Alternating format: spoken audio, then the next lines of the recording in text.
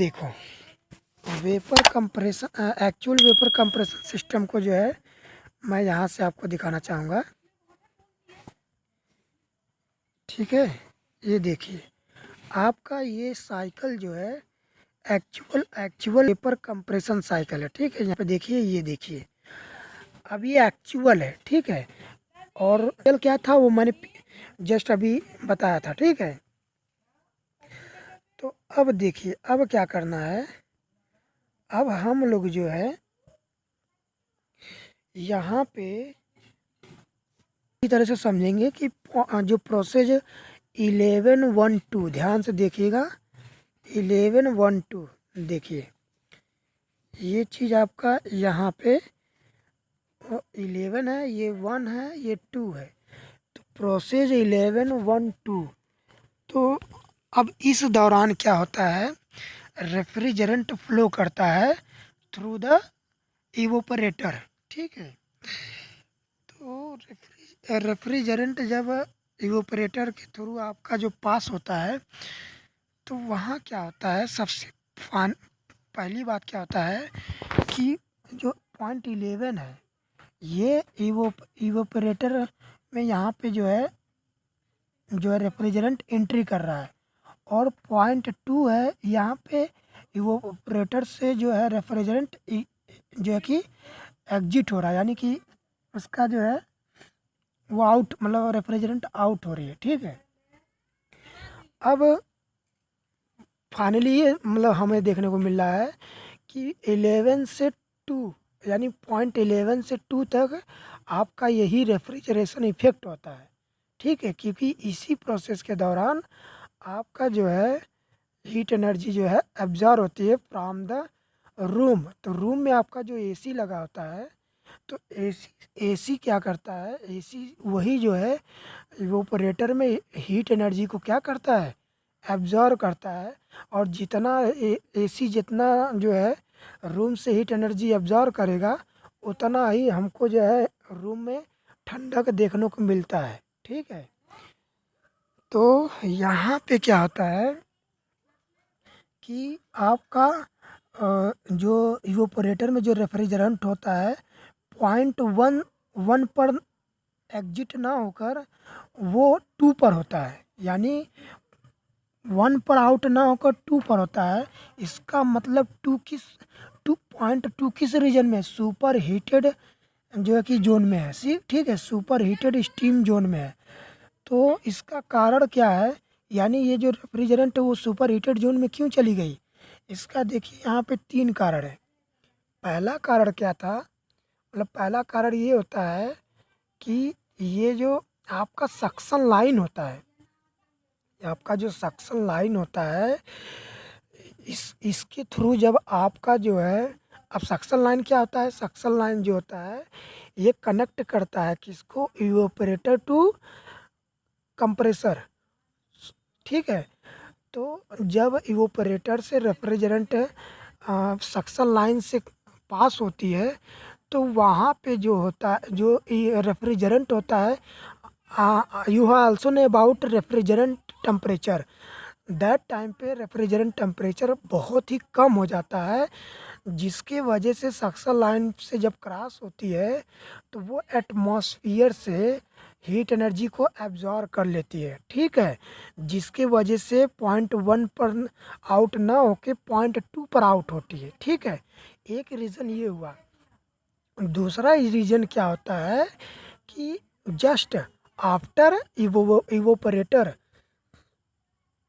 तो रेफ्रिजरेंट क्या करता है, वो जो है इवोपरेटर के जो है कि इवोपरेटर की जो इंटरनल हीट ट्रांसफ़र सरफेस होती है, वहाँ से हीट एनर्जी को जो कि एब्जॉर्ब करके भी जो है पॉइंट 1 पे ना आउट होके पॉइंट 2 पे आउट होती है। ठीक है, और तीसरा कारण क्या है कि अब जो रेफ्रिजरेंट जो है 11 पे यानी इवोपरेटर में एंट्री करती है, तो उसके पहले जो है एक्सपेंशन वाल्व जो है रेफ्रिजरेंट के अमाउंट को कंट्रोल करती है। तो एक कारण यह भी बन जाता है। ठीक है, कंट्रोल का मतलब इसको जो है जो इवोपरेटर में रेफ्रिजरेंट पास होता है, रेफ्रिजरेंट में जो एंट्री करता है, मतलब सॉरी, रेफ्रिजरेंट जो है इवोपरेटर में एंट्री करता है, तो उसकी अमाउंट को जो है एक्सपेंशन वाल्व कंट्रोल करता है। ठीक है, तो आप अच्छी तरह जानते हैं, तो अमाउंट की जो मात्रा है वो तो फिक्स हो गई, तो वो हीट एनर्जी जितनी ऑब्जर्व करती जाएगी उतना ही जो है वहाँ पे हीट एनर्जी जो है कि मतलब एब्जॉर्व करके वो सुपर हीटेड स्टीम जोन में चले जाती है, यानी सुपर हीटेड जोन में चली जाती है। अब देखिए, ये तो कारण हो गया सुपर हीटेड स्टीम जोन में जाने का। अब पॉइंट टू क्या है, पॉइंट टू से थ्री, पहली बात ये है कि पॉइंट टू पे जो है रेफ्रिजरेंट का जो प्रेशर होता है वो इवोपरेटर प्रेशर है। ठीक है, जैसा कि मैंने यहाँ पे डॉट डॉट दिखाया हुआ है। ठीक है, अब क्या होता है, यहाँ टू से जो है एंट्री करता है कंप्रेसर में, तो कंप्रेसर में जब एंट्री करता है तो उसमें सक्शन वाल्व लगा होता है, तो सक्शन वाल्व में जो है कि जब रेफ्रिजरेंट पॉइंट टू से एंट्री करता है, तो घर्षण के कारण due to friction the loss of pressure means pressure drop होता है। ठीक है, तो जैसा कि आप अच्छी तरह देख रहे हैं कि टू से थ्री प्रेशर जो है कि ड्रॉप होता है, तो आपका पॉइंट टू पर इवोपरेटर प्रेशर होता है, पॉइंट थ्री पर सक्शन प्रेशर होता है। इसी डिफरेंस के कारण आपका जो रेफ्रिजरेंट होता है वो एंट्री करता है in the compressor through the suction valve. I hope everything is clear. So आपका जो रेफ्रिजरेंट पॉइंट टू से जब एंट्री करता है कंप्रेसर में, तो वहाँ पे प्रेशर ड्रॉप होता है ड्यू टू फ्रिक्शन। ठीक है, तो अब क्या होता है कि यहाँ पे एक प्रेशर जनरेट हुआ, एक प्रेशर डिफरेंस देखने को मिलता है। यही प्रेशर डिफरेंस के कारण ही टोटल जो रेफ्रिजरेंट होता है वो कंप्रेसर में एंट्री कर जाता है। अब क्या होता है, पॉइंट थ्री पे रेफ्रिजरेंट आ गया, अब वहाँ पे जो है कि इवोपरेटर में सॉरी कंप्रेसर में जो है कि बिफोर द कंप्रेशन जो है कि आपका रेफ्रिजरेंट जो है हीट एनर्जी क्या करती है, एब्जॉर्व करती है, किससे, कंप्रेसर के वॉल से। ठीक है, इसका मतलब जो है सक्शन वाल्व के थ्रू कंप्रेसर में रेफ्रिजरेंट एंट्री किया, बट कंप्रेशन प्रोसेस के पहले जो है रेफ्रिजरेंट का टेम्परेचर बहुत कम होता है as compare to compressor valve, तो वहाँ से जो है स्टार्टिंग में कंप्रेशन से पहले कंप्रेसर से हीट एनर्जी अब्जॉर्व करती है कौन, रेफ्रिजरेंट, और जैसे ही रेफ्रिजरेंट हीट एनर्जी को अब्जॉर्व करती है तो आपका रेफ्रिजरेंट पॉइंट थ्री से पॉइंट फोर चला जाता है।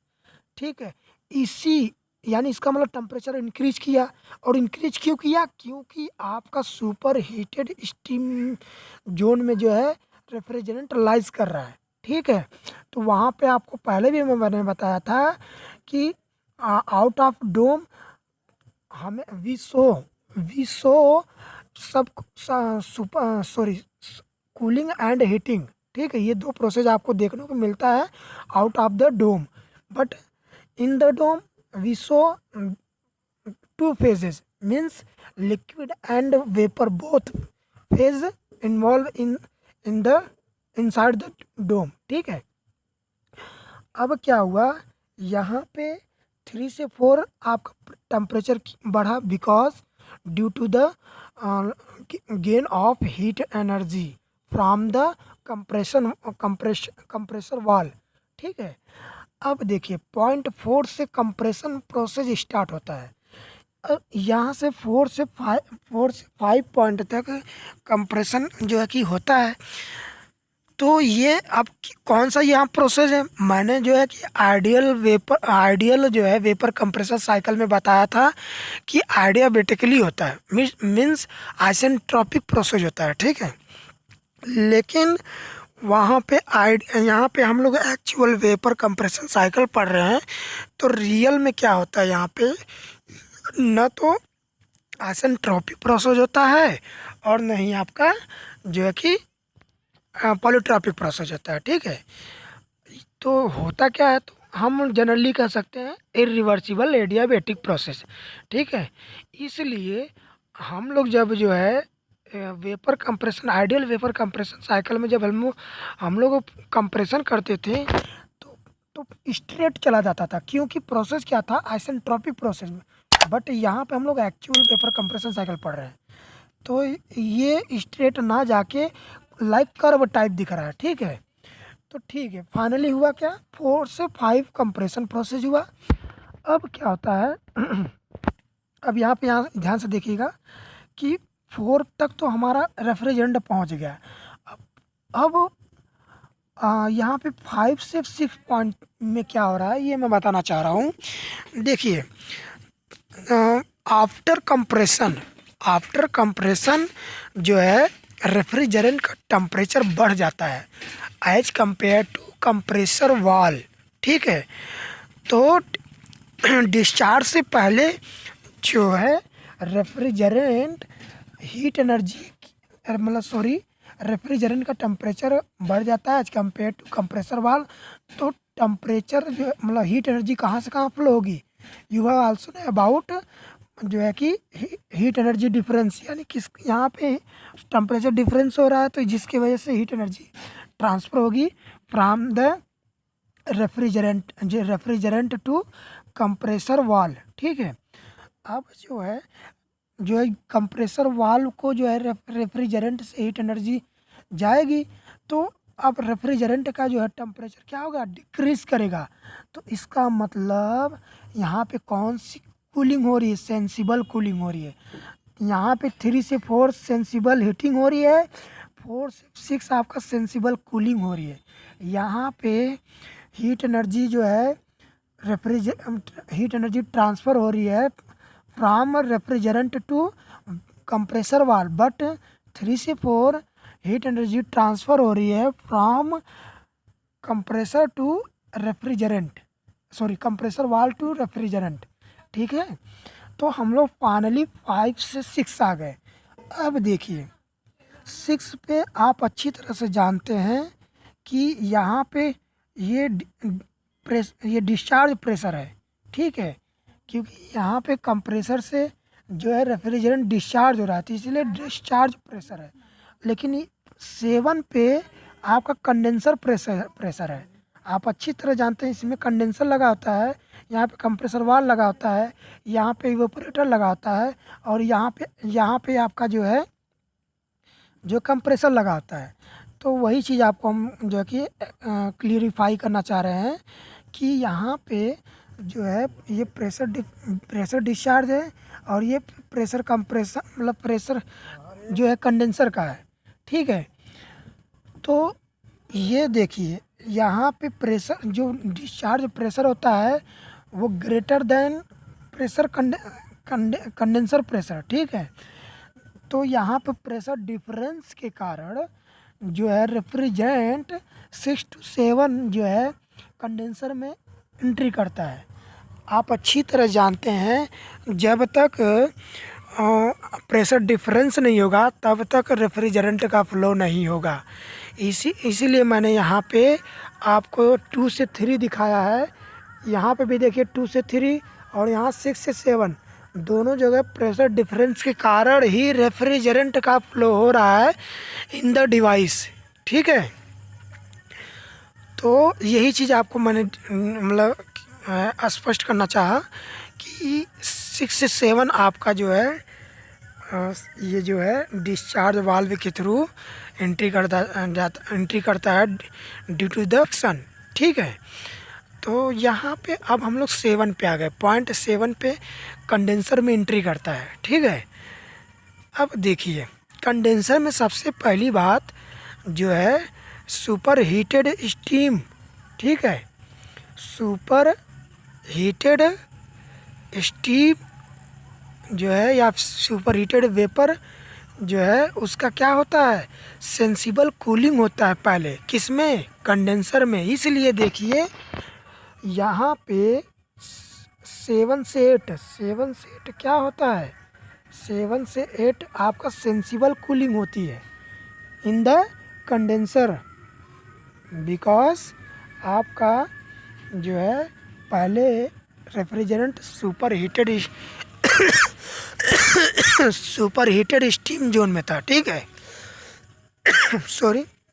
अब क्या होता है यहाँ पे कि आपका जब सुपर हीटेड वेपर जो है वो उसका जब सेंसिबल कूलिंग होता है तो वो सेचुरेटेड वेपर लाइन पे आ जाता है। तो वो किस फेज़ में हो जाता है? सेचुरेटेड वेपर फेज़ में हो जाता है 0.8 तक, ठीक है। अब यहाँ से अब क्या होता है, सेचुरेटेड वेपर से जो है लैटेंट हीट का जो है निष्कासन होता है, ठीक है। और वो भी निष्कासन मतलब जो कि हीट रिजेक्ट होती है, और वो रिजेक्ट लैटेंट हीट होती है। क्योंकि और लैटेंट हीट क्यों कहा गया? क्योंकि टेम्परेचर जो है यहाँ पे कांस्टेंट रह जाता है। किसका? रेफ्रिजरेंट का। आप अच्छी तरह से देख रहे हैं कि ये स्ट्रेट लाइन आई है, ठीक है, ये स्ट्रेट लाइन आई है, ठीक है। ये तो यहाँ पे हीट एनर्जी जो है रिजेक्ट होती है कंडेंसर में। अब देखिए यहाँ पे क्या होता है, अगर मैं 9 पे करके छोड़ दिया, ध्यान से देखिएगा, अगर मैं 9 पे करके यहाँ पे ड्रॉप कर दिया तब तो पहले हमें तो जो है रेफ्रिजरेशन इफेक्ट कम मिलेगा, लेकिन अगर मैं सब कूलिंग करा दूँ तब रेफ्रिजरेशन इफेक्ट ज़्यादा मिलेगा एज कम्पेयर टू पहले की तुलना में, ठीक है, यानी पूर्व की तुलना में, पहले की तुलना में। अब देखिए आप अच्छी तरह से जान रहे हैं कि पहले तो यही हुआ था कि यहाँ से यहाँ तक मैं कह रहा हूँ कि यहीं पे ड्रॉप कर दिया तो यहाँ से यहाँ तक रेफ्रिजरेशन इफेक्ट बढ़ा, क्योंकि जो रेफ्रिजरेंट है वो सुपर हीटेड जोन में चली गई है। लेकिन इसकी तुलना में कंप्रेसर में वर्क ज़्यादा जो कि ज़्यादा वृद्धि देखने को मिली, इसलिए COP कम हो गई। लेकिन मुझे COP को बढ़ाने के लिए क्या करना पड़ेगा? सब कूलिंग कर दीजिए, इसलिए 9 से मैं 10 पे आ गया। तो यहाँ पे मैंने सब कूलिंग कराया और आप अच्छी तरह से देख रहे हैं कि किस जोन में आ गया है रेफ्रिजरेंट, सब कोल्ड लिक्विड जोन में आ गया। अब मैं जो है एक्सपेंशन वाल में इसको जो है इसको एक्सपांड कराऊंगा तो यहाँ से जो यहाँ पे आ जाएगा, ठीक है। तो अब देखिए, अब यहाँ पे हम लोग आ गए पॉइंट यहाँ पे। अब होता क्या है कि 0.10 से 11 हम लोग आ गए। अब जो है यहाँ से यहाँ तक रेफ्रिजरेशन इफेक्ट ज़्यादा अब देखने को मिला। अगर हम लोग यहीं पे ड्रॉप करते तो तब कम रेफ्रिजरेशन इफेक्ट मिलता। लेकिन अब हम लोग सब कूलिंग करके तब जो है ड्रॉप किए एक्सपेंशन वाल में, मतलब एंट्री करा है। तो वहाँ पे एक्सपांड होने के बाद जो है रेफ्रिजरेशन इफेक्ट जो है कि ज़्यादा मिलता है, ठीक है। तब हमारा COP फाइनली बढ़ जाता है, ठीक है। तो ये देखिए ये आपका कौन सा डायग्राम है? TS डायग्राम है, ठीक है। TS डायग्राम में क्या हमें देखने को मिला? TS डायग्राम में आपका ये साइकिल यही साइकिल जो है एक्चुअल वेपर कंप्रेशन साइकिल है, ठीक है। कुछ बुकों में जो है यहीं से जो है ड्रॉप कर दिया है, ठीक है। लेकिन हमको COP भी तो बढ़ाना है। अगर COP नहीं बढ़ा तो फिर इस साइकिल का यूज करने का मतलब ही क्या है, ठीक है। तो इसलिए एक्चुअल वेपर कंप्रेशन साइकिल में हम लोग सब कूलिंग करते हैं, ठीक है। तो हम लोग जो है 9 से ना ड्रॉप करके हम लोग 10 से ड्रॉप करते हैं। ये 0.10 है, ठीक है। तो ये है एक्चुअल वेपर कंप्रेशन साइकिल, ठीक है। अब देखिए